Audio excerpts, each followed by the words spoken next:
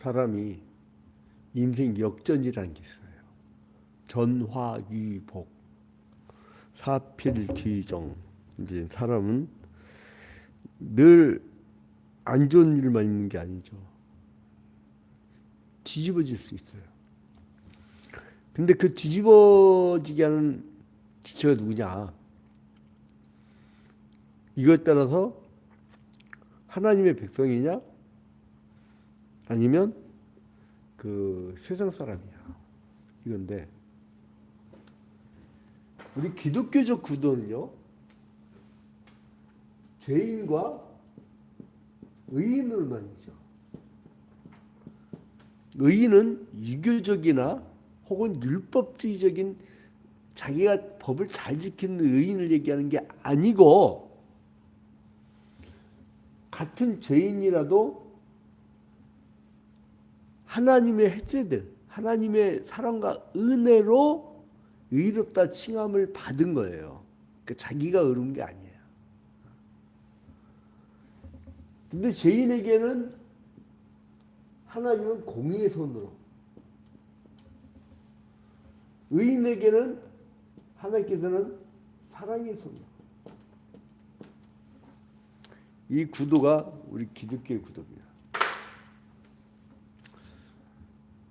우리가 에스더서 어제까지 7장에 보면 우리가 1년 365일 매일 한 장씩 성경 강연을 하잖아요.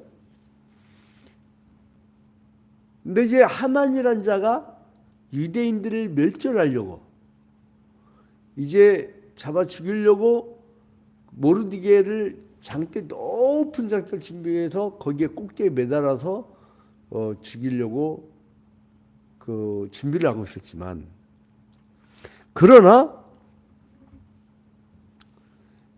이 사실을 안 에스더가 사촌 오빠를 위해서, 그리고 또 자기 민족을 위해서 죽으면 죽으리다라는 각오로 아하수에로 왕에게 부탁을 하려고 하는데, 그렇다고 해서 가자마자 막 만약에 탁 얘기했다고 하면 그게 거절당할 수도 있었어요.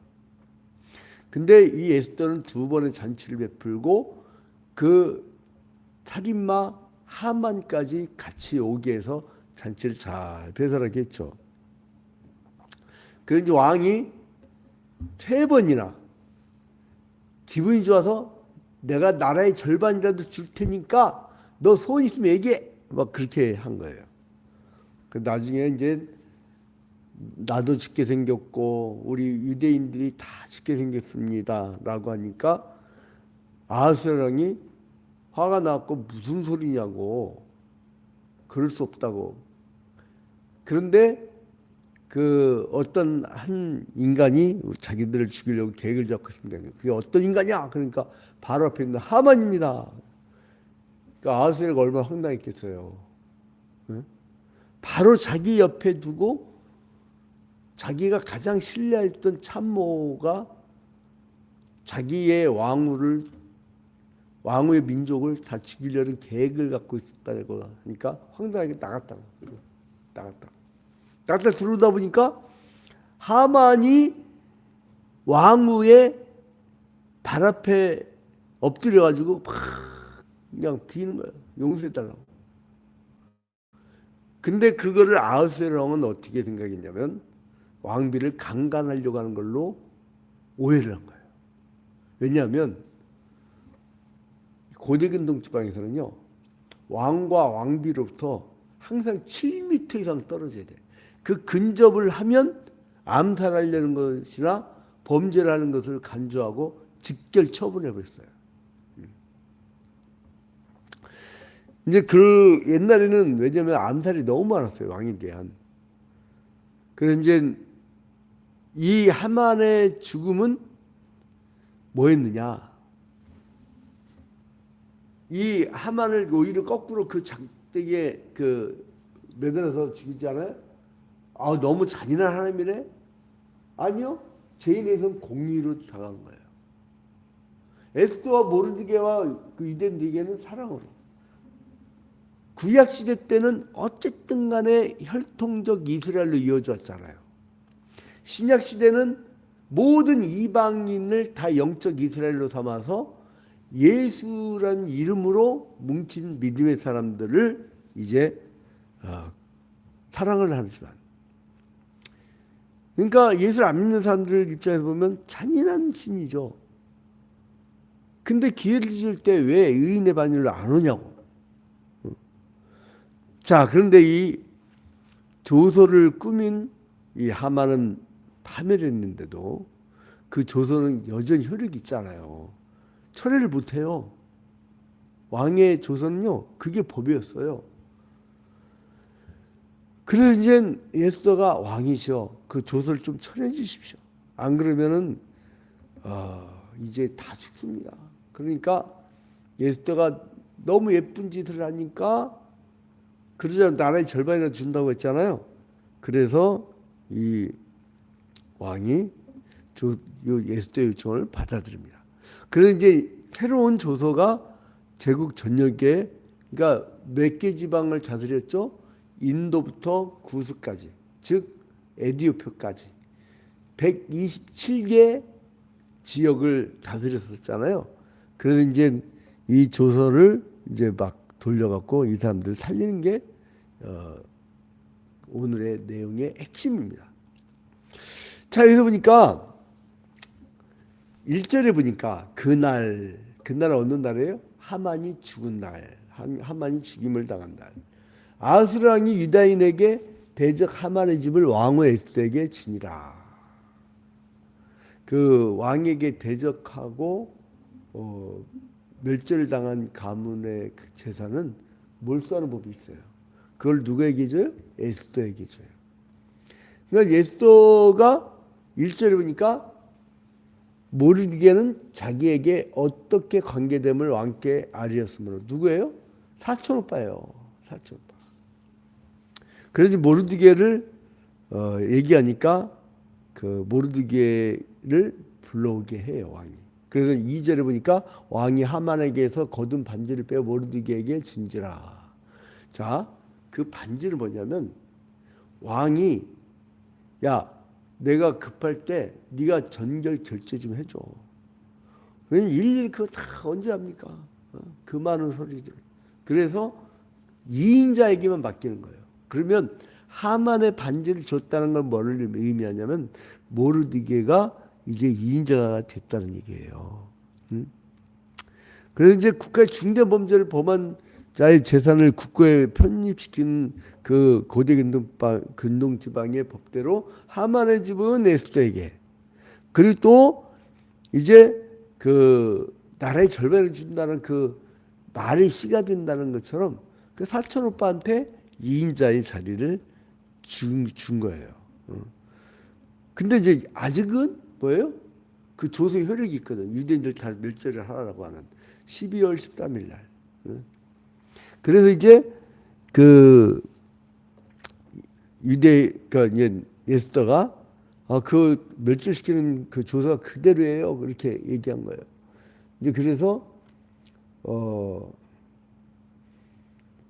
그 막 울면서 3절에 보니까, 에스더 8장 3절에 보니까 엎드려 가지고 그 하만의 악한 꾀를 다 제해 주세요. 우는 거예요. 그래서 이제 왕이 귀는 뭐냐면 왕이 이렇게 들고 있는 거예요. 들고 있는 거. 왕의 지팡이. 그 귀를 딱 던지게 법이야.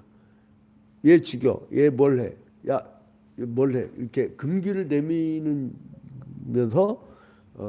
이제 그 왕이 그 각 지방에 내렸던, 하만을 통해서 내렸던 그 조서를 처리해달라고. 5절 봐봐요. 5절 끝에 그 하만이 왕의 각 지방에 있는 유다인을 진멸하려고 꾀하고 쓴 조서를 처리하소서, 이렇게 한 거예요. 내가 어찌 내 민족과 친척의 멸망함을 보리까. 그러니까 그 7절에 아하수에로 왕이 왕후 에스더와 유다인 모르드게에게 이르되 하만이 유다인을 살해하려 함으로 나무에 매달렸고 내가 그 집을 에스더에게 주었으니 너희는 왕의 명의로 유다인에게 조서를 뜻대로 쓰고, 그러니까 뭐냐면 그 조서를요 다시 쓴 게 아니라 모르디게가 네 마음대로 써라, 마음대로 써라. 그게 위임한 거야. 왕의 반지로 인을 칠지어다. 왕의 이름을 쓰고 왕의 반지로 인친 조서는 누구든지 처리할 수 없습니다. 그래서 이제 이거를 기록을 해가지고 그 이제 반포를 하게 되는 거죠.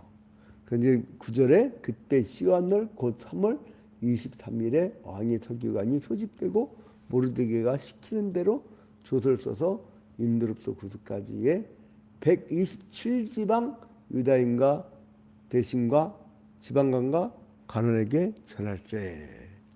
그래서 이렇게 막 전달을 합니다. 이제 너희들은 이제 살았다 이거예요. 여러분, 이 죽었다 살아난 이 백성들이 참 게 역사의 아이러니라고, 나중에 이제 이 사람들이 하나님을 막 배반하고 그런 역사도 이어지잖아요. 그러니까 이게 참 은혜를 잊지 않고 사는 삶이 얼마나 복된 삶인지. 근데 이제 이 유다인들이 이렇게 이제 살게 되었다라고 하는 그런 이야기가 이제 이어지는 겁니다. 그래서 이제 왕이 그 부탁을 들어주고 그래서 이제 유대인들이 그 대적들을 살려가라는 왕의 도장 찍힌 조서가 꾸며져 가지고 모든 지방에 반포돼요. 그래서 유대인들은 모든 위협으로부터 이제 면하게 되죠. 그리고 모르드게는 고급 관리의 복장인 푸르고 흰 옷을 입고 금면류관을 썼고, 모르드게가, 그리고 모르드게의 임직을 받은 백성들이 아주 기뻐한 장면으로 이제 끝나게 됩니다. 자, 그래서 이제 그 15절부터 17절에 보니까 모르드게가 푸르고 흰 조복을 입고 큰 금관을 쓰고 자색 가는데 겉옷을 입고 왕 앞에 나오니 수산성이 즐거이 부르며 기뻐하고. 그러니까 고대 근동 지방에서는 그 2인자를 뭘로 구분했냐면 옷의 색깔. 그 옷의 색깔로 이제 구분을 했는데, 그래서 옛날에 그 야곱이 요셉에게 채색 옷을 입혔잖아요. 그래서 형들이 막 질투했잖아요. 그 이유는 뭐냐면 장남이 그걸 입어야 되는데 장남이 아니라 그 날짜로부터 두 번째인 그 요셉을 이렇게 입으니까 화가 난 거예요, 형들이. 그것처럼 이제 모르드게가 이렇게 채색 옷을 입은 거예요. 그래서 16절에 보니까 유다인에게는 영광과 즐거움과 기쁨과 존귀함이 있는지라. 여러분, 이게 마치 뭐냐면 전쟁으로 다 죽게 생겼는데 니들 이제부터는 그 역으로 니들을 죽이려는 자들 죽여버리고 니들이 살아라. 그럼 얼마나 좋겠어요. 마치 저 고대 근동, 지금 현대의 근동 지방에 원래 그 팔레스타인 땅이었는데 2000년 만에 돌아온 유대인들이 이거 내 땅이야 하고선 그 사람들 구약밖에 없거든. 신약이 아니거든. 그러니까 이 사람들 구약식대로 막 내 땅이야 하고 들어와 버린 거예요. 그래가지고 지금 가자 지구라고 조그만데 아마 지금 세종시만 할 거예요. 조그만 땅이에요. 거기를 막 북부부터 남부까지 그냥 미사일로 융단 폭격했고 건물이 거의 다 없어졌대잖아요. 이거는 인종 청소야. 그 하마스 잡는다는 핑계로 하마스 몇 퍼센트나 되겠어요? 여러분, 우리나라에 그 만약에 이렇게 일제가 우리 안중근 의사를 그 사형시킬 때에 신문 보도에 의하면 테러리스트 안중근 이렇게 나왔대요. 그러니까 지들 볼 땐 테러리스트지만 우리 입장에서 보면 독립운동가잖아요. 근데 그것처럼 이제 독립운동가 그 당시에 몇 퍼센트나 되냐고. 만약에 인종 청소해 봐요. 그러니까 일본 놈보다 더 나쁜 놈들이 현대 유대인들인데 만약에 팔레스타인 그 폭격을 하는데 이제 중지했단 말이에요. 그거 얼마나 그 사람들 좋겠어요. 지금 물도 못 마신대잖아요. 수도도 없어갖고. 그거 막 완전히 다 인종 청소 당하게 생겼는데 이제 전쟁 중지가 얼마나 좋겠어요. 그거예요. 그래서 16절에 보니까 유다인에게는 영광과 즐거움과 기쁨과 존귀함이 있는지라. 왕의 어명이 이르는 각 지방 각읍에서 유다인들이 즐기고 기뻐하여 잔치를 베풀고 그날을 명절로 삼으니 본토 백성이 유다인을 두려워하여 유다인 되는 자가 많더라. 아, 나도 이제 하나님을 믿는 사람이 될게요 하고선 돌이키는 거예요.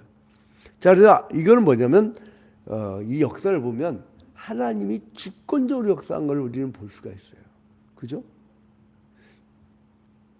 에스더는 그저 왕에게 잔치 베풀고 왕의 환심을 살려고 노력한 거예요. 사실 그 마음을 돌이킨 것은 아하스의 왕이 있단 말이에요. 유대인의 대적이 있다 하만을 파멸의 길로 인도하셨죠. 죄인은 공의로 심판하시는 하나님. 그래서 이제 하나님을 신실히 섬기던 모르드게를 이제 2인자로 한 나라의 2인자로 세워주시고, 그리고 그 당시 유대인들을 보호하고 계시면 제국 전역에 분명히 보여주셨어요. 그래서 이제 오히려 12월 13일 유대인 멸망의 날을 원수들을 응징하는 승리의 날로 전환시켰다는 거예요. 그러니까 뭐냐면 이거는 우리가 그먼 재림의 날에 뭐 가까이 할 수도 있겠다. 그러니까 이 재림의 날에 이제 우리가 승리해야 하는, 그러니까 하나님은 의인에게는 사랑과 상급을 주시는, 그것이 이 내용의 복선입니다. 그래서 이제 유대인을 멸절시키는 이 대적들이 똑같은 방법으로 살육을 당하게 되었는데, 이제 이 아하수레 왕의 그 허락으로 이제 복수를 하게 되죠. 근데 이거는 뭐였느냐? 하나님이 하나님의 백성을 해하려고 했던 대적들에 대한 하나님의 심판이에요. 뭐 이렇게 잔인해? 그런데 누구에게 잔인한 거예요? 죄인에게 잔인한 거예요. 의인의 반열에 속하면 하나님의 사랑과 은혜를 베푸신다는 거예요. 회개하고 돌아온 자에게는 누가 뭐라고 하겠습니까? 노태우 아들하고 전두환 손자 이렇게 회개하고 돌아왔는데 뭐라고 해요, 사람들이? 오히려 그 피해자들이 안아주잖아요. 그 회개하고 돌아온 의인의 반열이라면 하나님의 사랑과 헤세드가 있다는 거예요. 자, 그래서 이제는 피해 복선은 이제 하나님의 심판이다. 이 구약 시대의 관점이죠. 신약 시대는 죄 없는 자가 먼저 돌로 쳐라. 이게 이제 예수 그리스도의 사상이고, 그래서 이제 하나님의 백성들은 이제 하나님을 대적하는 사람들에 대해서 이제 대항해서 싸워야 되는데, 구약 시대 때는 혈통적 이스라엘과 그리고 구체적 대적자들에서 이제 행동적 보복이었지만, 그러나 신약 시대로 오면은 믿음의 싸움이기 때문에 영적 싸움이 되는 거예요. 그러니까 우리가 칼싸움하러 나가는 게 아니고 이제는 그 사랑과 미움의 세력 간의 전쟁, 그리고 전쟁 노름을 하는 세력과 평화의 세력 간의 싸움, 이제 이 싸움으로 이제 변화가 되는 거죠. 그래서 이제 하나님은 틀림없이 악인에 대해서는 마지막 날에 잔인할 정도로 심판하십니다. 공의 하나님이 뭐 사랑만 베푸시고 회개하고 돌아온 자들에게 주신 조건이고, 그거는 회개치 아니하고 계속 그 죄인의 상태에 머무는 자에게는 지옥 불못에 빠뜨린다. 여러분, 인류 역사상 불구덩이 집어넣은 그런 사형이 흔치 않았잖아요. 그 정도로 하나님은 극형이 처한다는 거예요. 어서 돌아오세요. 어서 돌아오세요. 그래서 하나님의 역사 개입은 인간의 눈으로는 부조화스럽게 보이지만, 그러나 신앙의 관점에서 보면은 이제 하나님은 악인을 심판하시고 의인을 높이신다고 하는 이 교훈을 얻게 됩니다. 악인에게는 하나님의 공의가 나타나고 의인에게는 하나님의 사랑이 나타난다는 그 원리란 거예요. 그래서 사도 바울이 뭐라면 토기장이의 비유를 들잖아요. 하나님은 언약 백성을 사랑하시고 그 언약 백성을 대적한 자들을 하나님이 심판하시는 그 토기장이의 마음. 토기장이가 빚기 나름이죠. 우리는 불만족스럽죠. 무슨 저 사람 좀 용서해주고 싶은데 그 토기장의 마음이야. 이거를 그 네모나게 만들지 동그랗게 만들지 토기장의 마음이야. 그거를 우리가 어떻게 하겠어요? 어. 그저 그 심판을 면하라고 우리가 교훈할 수밖에 없죠. 또 하나의 교훈은 뭐냐면 이 여자가 고대 근동 지방에서는 굉장히 천시여겼던 시대예요. 오늘날에는 여성 상위 시대지만 옛날에 그랬던 시대예요. 그런데 그 한 여인, 그 연약한 여인이 그 당시에 오늘날 얘기하는 거 아니에요? 그 당시에 고대 근동 지방에 이제 여인의 몸으로 자기의 민족을 구원하는 그 마음. 여러분 사람들은 바위에 계란치기, 계란으로 바위치기라고 하지만 우리는 그 하나님의 폭발물로 바위를 칠 거예요. 그렇게 생각하셔야 돼요. 그 하나님께서는 이제 가난한 자들을 들어서서 부한 자를 부끄럽게 하신다고 한나의 노래와 신약의 마리아의 노래에서 얘기를 하잖아요. 그 약자를 들어서 강자를 부끄럽게 하시는 하나님이라고 고백하잖아요. 한나의 노래와 신약의 마리아의 노래에서 이렇게 약한 자 그리고 또한 가난한 자를 들어서 하나님은 이렇게 대적자를 치신 것을 볼 수가 있습니다. 그래서 모든 사람에게 16절 끝에 보니까 영광과 즐거움과 기쁨과 존귀함으로 이렇게 바뀌는 역사가 있습니다. 오늘 하루도 여러분에게 죄인들의 어떠한 그 어려운 시험이 있다 할지라도 잘 이겨내가지고 이제 결국은 하나님의 사랑을 증취하는 여러분이 되시기를 주님의 이름으로 축원드립니다. 잠시 기도합니다. 존귀하고 거룩하신 하나님 아버지, 주님께 먼저 영광과 찬양을 돌려드립니다. 주님께서 사랑하는 주님의 귀한 자녀들, 이제 회개하고 돌아왔으므로 주님의 그 헤세드가 넘쳐날 수 있도록 인도하여 주시옵소서. 주님, 내일 이제 오래간만에 우리 남전도회가 단합대회를 합니다. 주님, 이제 낮에 함께 일자산에 오르는 팀과 그리고 또한 저녁에 같이 식사를 하며 사랑의 교제를 나누는 팀들, 이들을 사랑하여 주시고 그리고 또한 이번 기회를 통하여서 남전도회가 서로 간의 얼굴을 알고 서로 간의 교제를 하여서 한 몸이 될 수 있도록 축복하여 주시옵소서. 모든 것을 주님께 아뢰옵고 예수 그리스도의 이름으로 기도합니다. 아멘. 하늘에 계신 우리 아버지여, 이름이 거룩히 여김을 받으시오며 나라의 임하옵시며 뜻이 하늘에서 이루어진 것 같이 땅에서도 이루어지이다. 오늘날 우리에게 일용할 양식을 주옵시고 우리가 우리에게 죄진 자를 사하여 준 것 같이 우리 죄를 사하여 주옵시고 우리를 시험에 들지 말게 하옵시고 다만 악에서 구하옵소서. 대개 나라와 권세와 영광이 아버지께 영원히 싸움나이다. 아멘. 이제 줌으로 접속한 성도들은 특별한 일 있으면 말씀을 해주세요. 말씀 감사합니다. 아이고 할렐루야. 추운데 옷 좀